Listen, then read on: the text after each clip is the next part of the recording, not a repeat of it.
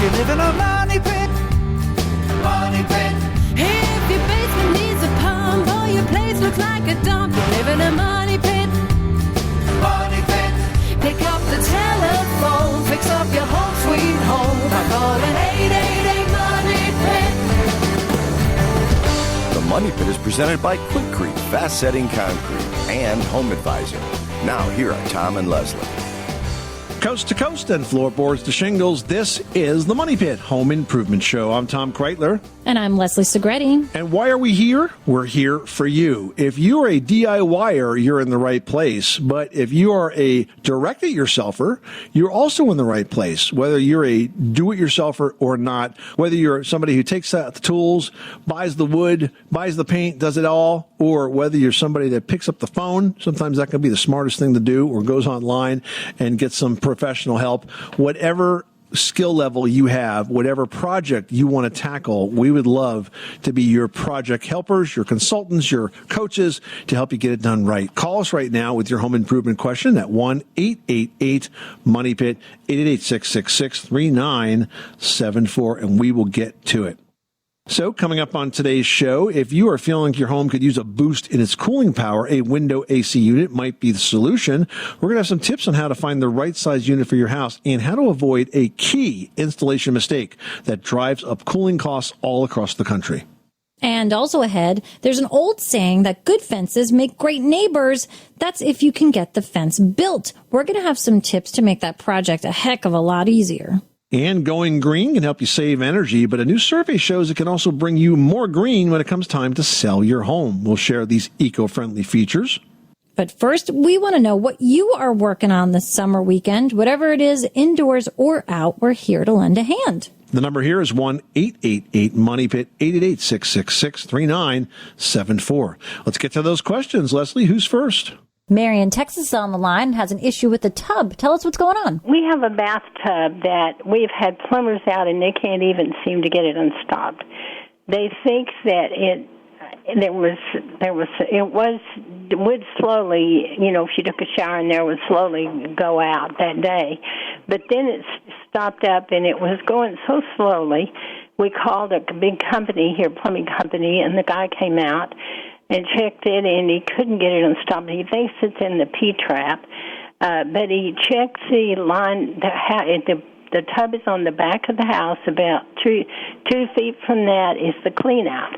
And he took a picture in the clean-out all the way to the alley and told us to get the city to come, and they needed to clean it out at the alley. They did that. So wait a minute. You telling me that the plumber was able to clear the drain from the house to the street, but he thinks that the restriction is beyond that? Yeah, he thinks it's just about 2 feet from the drain. The tub that's on the back wall of the house is about 2 feet to the clean-out where he worked. And all the other lines are back farther. The utility line is farther. It's on that same line. It's farther.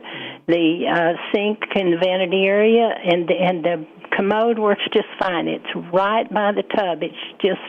It's past them. I can tell you right now that he missed something in the tub because all of those plumbing lines come together in that same general area. And if you've got flow from the toilet and the sinks and everything else, but not the tub, it's going to be the tub itself. When it comes to clearing drains, my experience has been that plumbers are not the best ones to do that. Generally, you're better off to go with a specialty plumber that does drain cleaning. They have the tools, the equipment, and the knowledge to get that done. And sometimes the day-to-day plumbers, if it's a simple clog, they can clear it, but they don't necessarily have the tools. I mean, for example, drain cleaners have cameras that can go down those pipes and see exactly what the obstruction is. So my recommendation would be to call a different kind of professional, not a plumber, but someone that specializes in drain cleaning and has a good reputation for being able to make that particular type of repair. I think that's going to be the easiest way for you to get to the bottom of it. I would not recommend any type of additive to that drain to try to clear it in these liquid products that clear drains because they can be very, very corrosive. Mary, good luck with that project. Thanks so much for calling us at 888-MONEY-PIT. Brian, you've got the Money Pit. How can we help you today? I've got a problem with our septic system, and our septic system zigzags back and forth in the backyard. And then where the end of it is, there's a sinkhole developing. How old is this septic system? Has it ever been inspected or cleaned? We've cleaned it twice. It's just my wife and I. This thing I noticed started developing kind of right after we moved into the house. Our house is about 20 years old. Because I wonder if you say this is towards the end of the distribution field, I wonder if the field is not absorbing water like it should, absorbing the effluent as it should, and most of it is sort of running towards the end of the pipe like it's a long drain, and as a result, it's causing erosion in that area. I think that probably the first thing I would do is have a septic inspection done with an examination of the field to check the percolation of it. Because if it's not percolating, if it's not draining properly, you could be spilling a lot of effluent into the ground unknowingly without it having a chance to really soak properly back into the soil.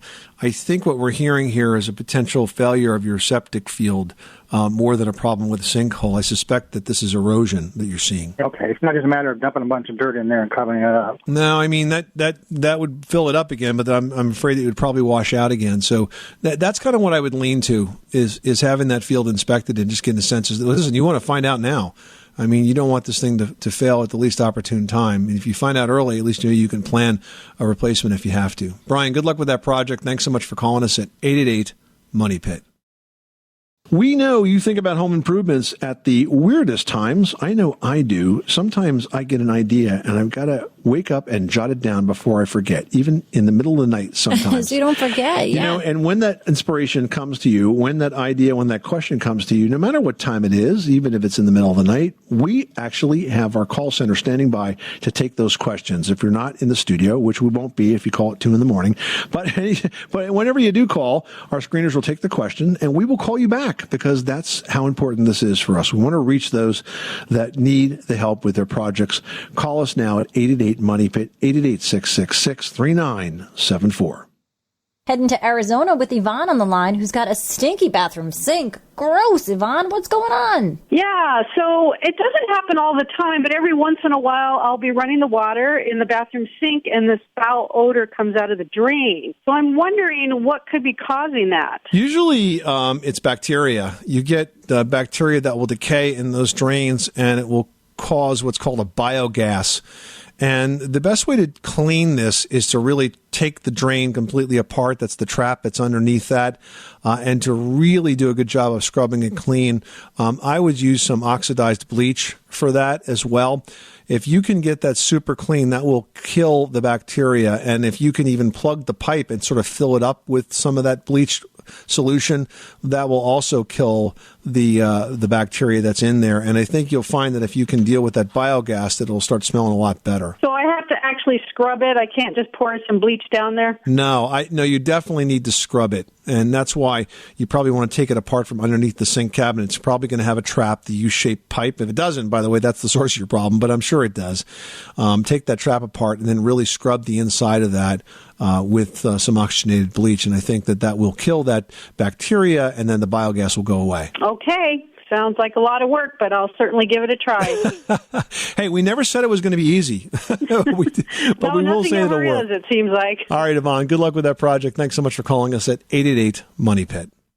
John in Rhode Island has a question about solar panels. How can we help you today? Solar panels installed the latter half of March, and had been noticing a steady increase in production up until about 2 weeks ago. And I have noticed the production falling off, and, of course, the pollen has increased. And I'm wondering if there's anything on the market that I could treat the panels with. My panels are located kind of high on the roof. It's difficult to get to, and just like I said, I'm just wondering if there's something that I could add to it to have the pollen wash off quicker. So it's pollen and tree droppings, huh? Yeah, well, actually, the trees I'm in good shape with, but it's really basically the pollen. I live in a wooded area. And like I said, I've watched the production, with these inverters. You can really carefully monitor what the system is doing. So although the days are getting longer and the sun is getting higher in the sky, production is off. And the only thing I can relate it to is the pollen. John, that's actually a surprisingly common problem, and the solution is simply to clean those panels. Now, in your case, that may be easier said than done because you're telling me they're difficult to reach. It might also be possible to install sort of a cleaning system that consists of manifolds that are installed right above those solar panels, where you basically can turn on the water and run water over them, occasionally to clean them out. But of course, that's a lot of work. Is it possible for you to get a ladder up against the side of that house there and use a hose or with maybe a high pressure hose to be able to kind of wash the pollen off those panels? Because it's pretty well documented that solar production goes down, as you've discovered, when those panels get covered with dirt or pollen. Right. Well, I guess the thing, I'm sure there's something I could invest in. Certainly a better ladder, a taller ladder, and also there's got to be something where I can actually get the hose on a pole. I have a pruning pole, and maybe point it at an angle, where it could wash the panels. But again, I thought maybe the solution would be, well, in the spring, get up on the roof, treat the panels, and then I should be all set. But maybe it's just as simple as a hose. Yeah, I'm not aware of any treatment there that's going to basically make them more slippery. I guess I'm thinking like in terms of a wax. But, Hyde Tools, Hyde, they have a product called Pivot Pro that attaches to a regular hose, and it has an angular nozzle at top, and it's designed for like cleaning gutters and then cleaning like boats and getting underneath spaces and things like that. And basically the head pivots, so you can get all sorts of different angles with it, and also steps up the pressure of water coming out it. Pretty inexpensive tool there. You might want to look that up online and give it a shot. I think I will. Thank you very much. I appreciate it. Good luck with that project. Thanks so much for calling us at 888-MONEY-PIT. Well, with all this warm summer weather, are you feeling like your home could use a boost in the cooling power? Well, a window AC unit might be the solution. The best and most efficient room air conditioning comes from a unit that's perfectly sized to the space and then properly installed. Now, you want to make sure that you buy a unit that's Energy Star rated. That's key. These are going to use 10% less energy than conventional models, and Energy Star provides sizing guidelines to make sure you buy the right one. Now, here's an installation trick of the trade. For added efficiency, it's important to install your unit on the shadiest side of the house and to choose a model that has easy-to-clean filters and controls like a digital readout for the thermostat setting and a built-in timer. Too many times, if you're, say, in a corner room where you have the choice of maybe going on the south side or maybe the east side, go on the east side because it's going to be a lot cooler for that unit to run, and that means it'll be more efficient and we'll have to run less to deliver the same amount of cooling power, and that's going to show up as a reduction in your cooling costs. Debbie in North Carolina, welcome to the Money Pit. How can we help you today? My husband and I have a townhome. It was owned by several other people. From what I understand, the previous owners used to fix cars in the garage. So it's a two-car garage. There are no cracks in the floors, but it does have a very gritty surface to it, and it looks horrible. I don't really know what I can do. I mean, at first I thought, well, maybe I can just, if there's some kind of paint I can paint over it, or is it something where I have to do another epoxy on top of epoxy? Is it something a typical homeowner can work on? The floor that's there now, is it well adhered to the concrete? Is it peeling off in any way, or does it look like it's pretty down there and pretty durable? It looks like it's on there pretty good. Okay. So what I think you should do is clean it and then put another coat of epoxy on top of that, one or two coats over that. And I think that can brighten up. And there's so many choices in colors today. And you got manufacturers like Quikrete that make good products that can go there. There's different types of texturing material you can add or color flakes you can add to give it some personality. But trying to take that off wouldn't make any sense. I don't think it's really buying anything, even though it's got a texture to it. I would paint over it after it was cleaned and properly prepped. Can I ask how hard it is to handle the epoxy paint? It's not difficult. I mean, the way it works is it's chemical cured. So when you buy epoxy paint, you actually get two cans. So you'll get one that's like a gallon can, but when you open it up, it's only going to be filled 3/4 of the way. And then you'll get a second can that's a quart can, and that's the hardener.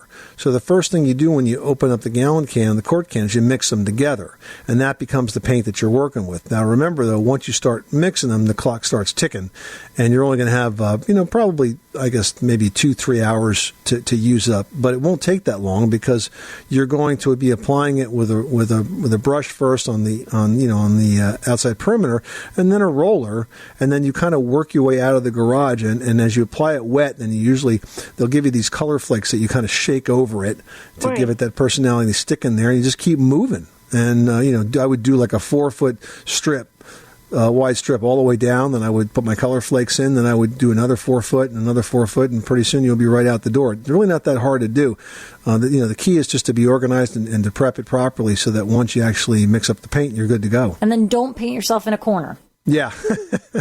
Would I need more than one can for a 2-car garage as far as you know? I would check the coverage on the can to see how many square feet that it covers.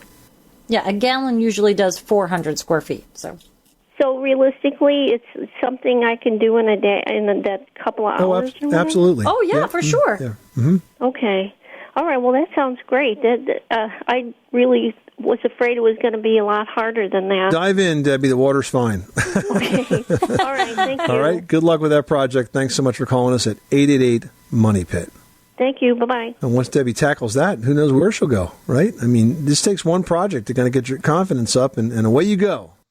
Shane in Illinois, you've got the Money Pit. You want us to help you with the decking project? What can we do? As respect to footings on the deck, is it more common practice to have a one solid column that goes down for your footing, or can you just dig 36 inches, throw a 6-inch footing at the bottom of that and put your post on top of that and just pack it around with dirt versus covering it with concrete? You mean covering the post, like pouring around the post with concrete? Is that what you're saying? Correct. Yeah. Well, that wouldn't really help you because that's not giving you any support.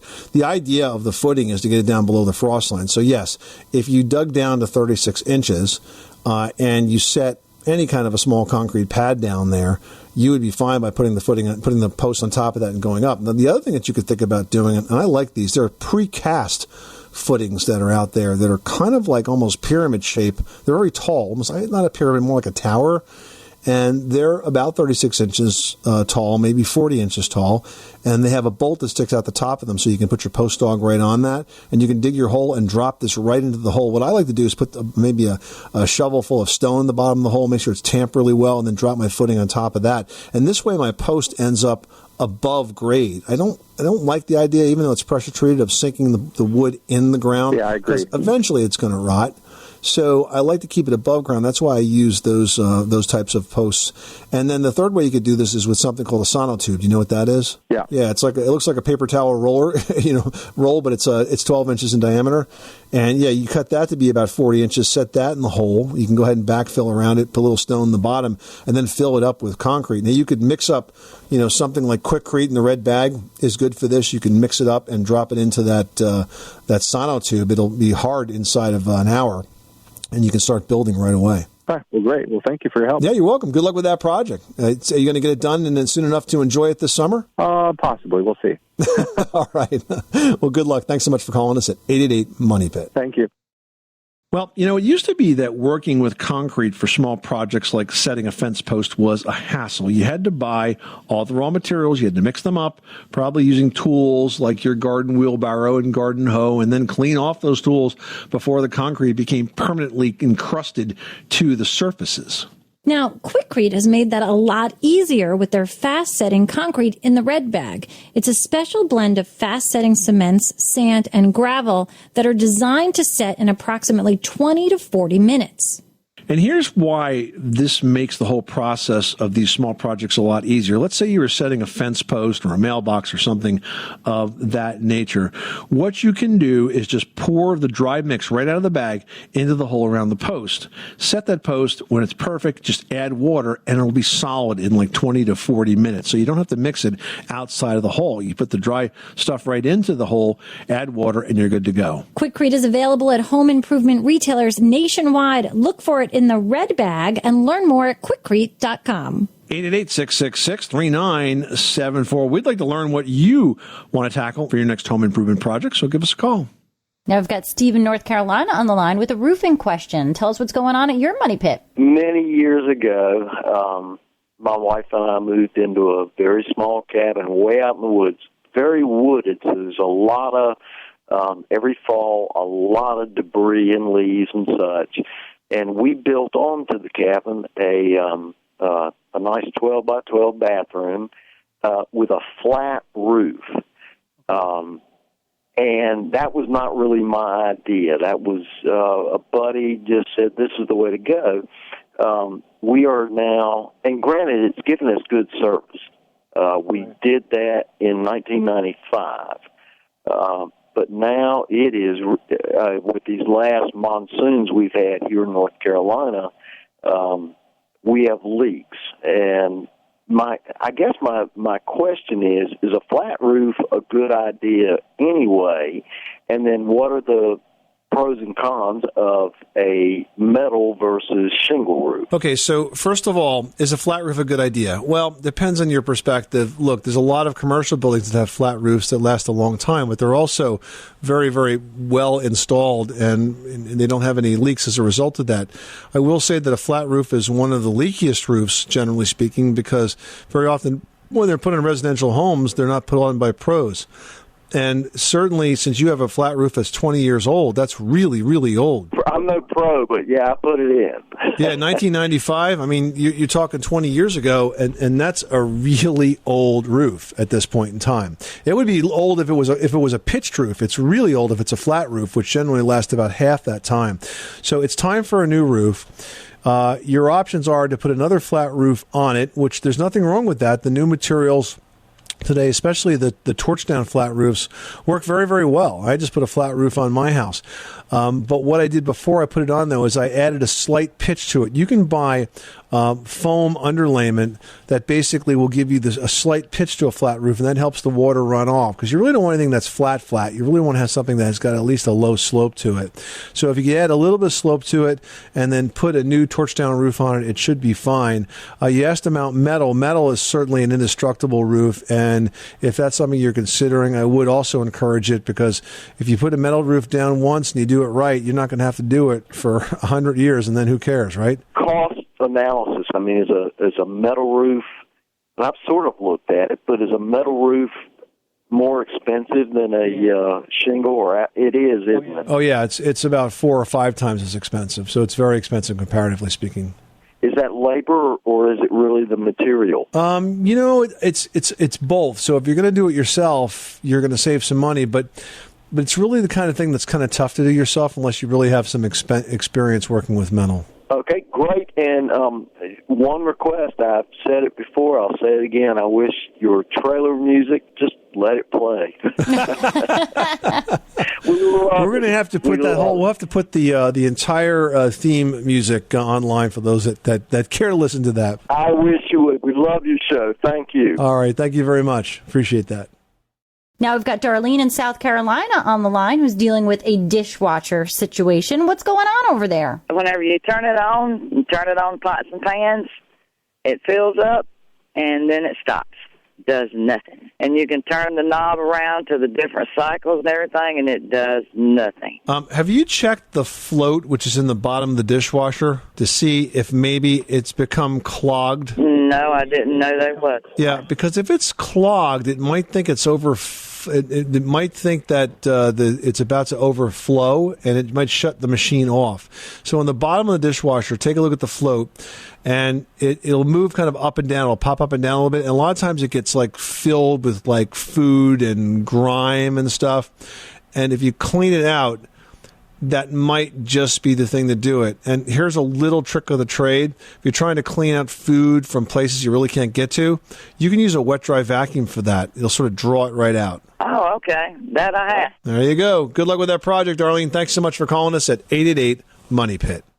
Now we've got Lee in South Carolina on the line who wants to build a koi pond. How can we help you? Off the deck of my house in the one corner, I've got a bridge going to a gazebo. What I want to do is 2 feet out from the gazebo, I'm doing a raised flower bed. And from the flower bed 4 feet out, all the way around the gazebo, I want to do a koi pond. And everyone keeps telling me that you got to do it in concrete because it's with liners, it would cause too many. You'd have to have too many liners and sealing them, and it'd be a lot more of a problem. Well, there's a lot of ways to build a koi pond, and most folks use liners. Well, I mean, you have to use something. So you can either build almost like you would a small pool and pour a concrete, I say foundation for lack of a better word, but, a concrete form. Or you can get a plastic pool form. They're black. You see them at, I know the home center by me that sells koi. It's actually a garden center that sells koi and pump equipment for water features have a variety of sizes of these black sort of they look like kiddie pools essentially, but they're interesting shapes, and you dig out and then place this in the ground. Or you can get the black liner, which comes in a variety of widths and thicknesses, and then you would dig out the formation that you like. Especially, it seems like yours is a bit more specialized and free-formed and has to sort of fit into a different area of measurements that you have specific ideas in mind. So the liner's probably better because it will work with your specific dimensions. And you'll dig out. You'll have to dig the slope into it as well. If you want shallow areas or deep areas, you'll have to dig that all in as well. Then you'll put sand down just to keep a smooth area.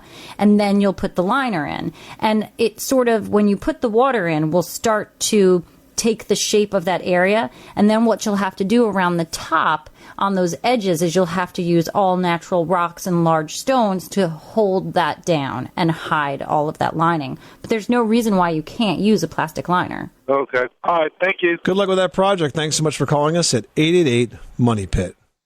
Well, more and more home buyers are looking at green features when choosing new homes, according to the National Association of Home Builders.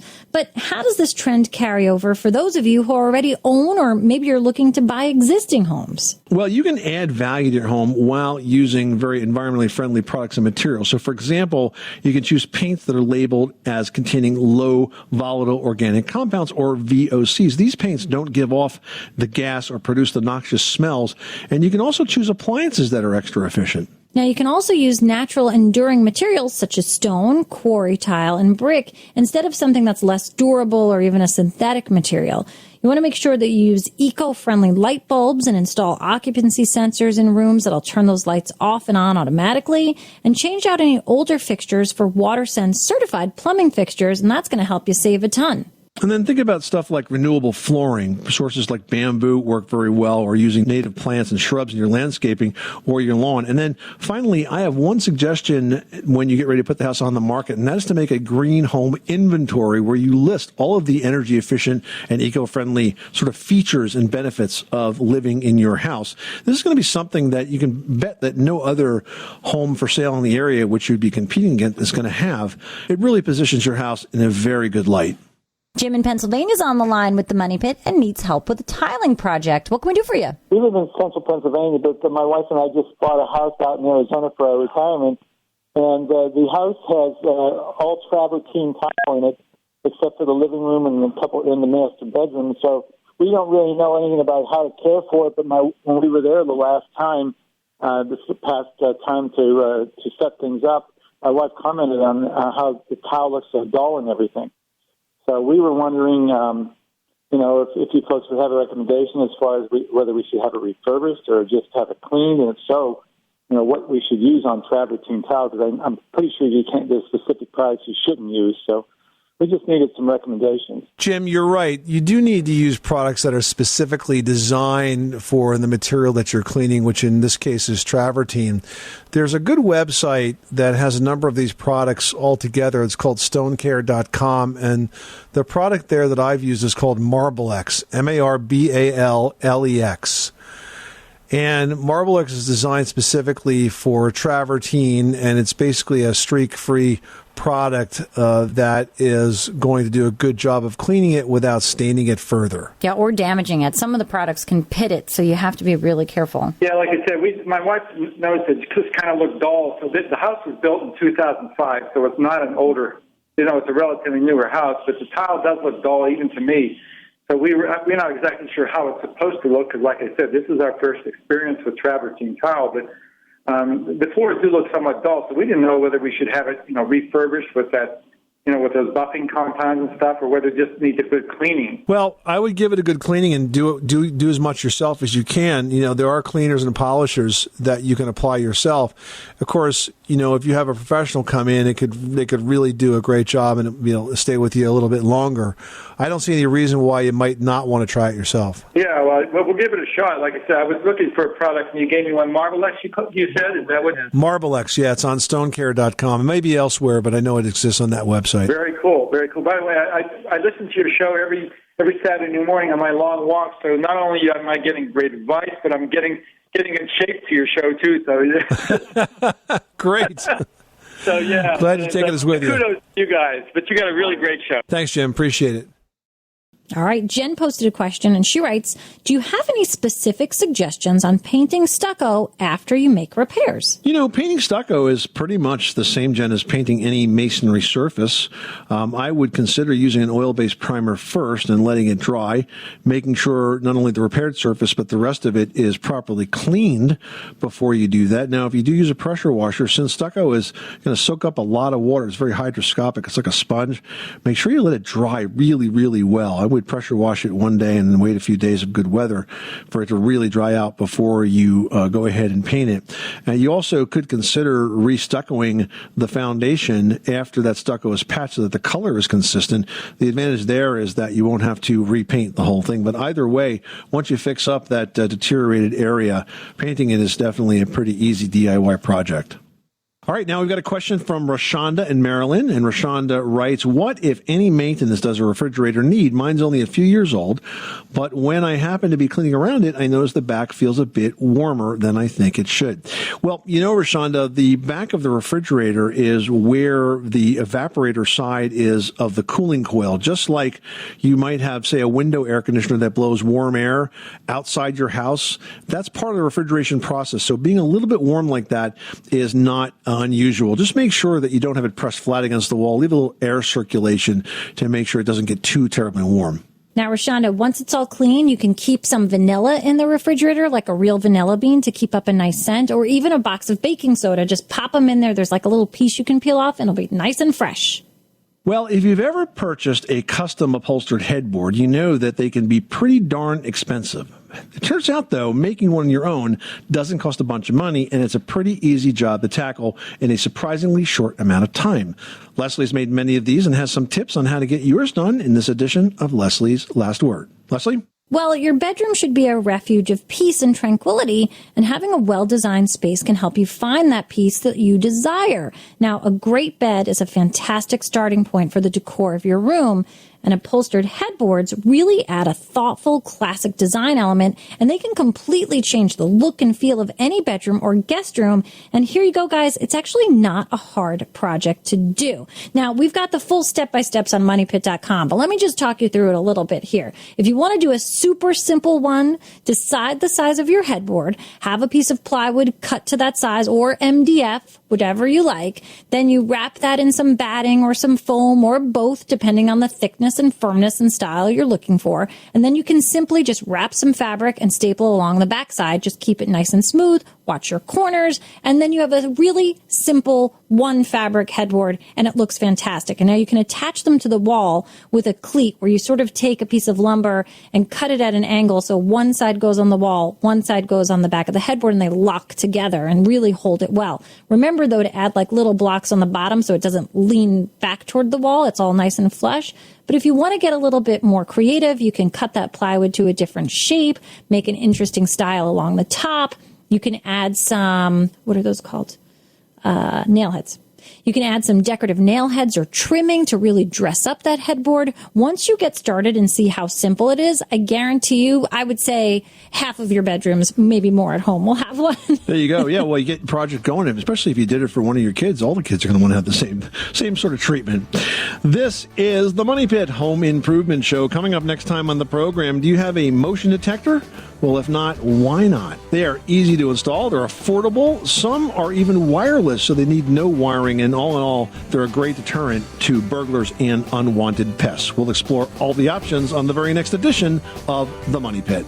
I'm Tom Kreitler. And I'm Leslie Segretti. Remember, you can do it yourself, but you don't have to do it alone. You live in a money pit.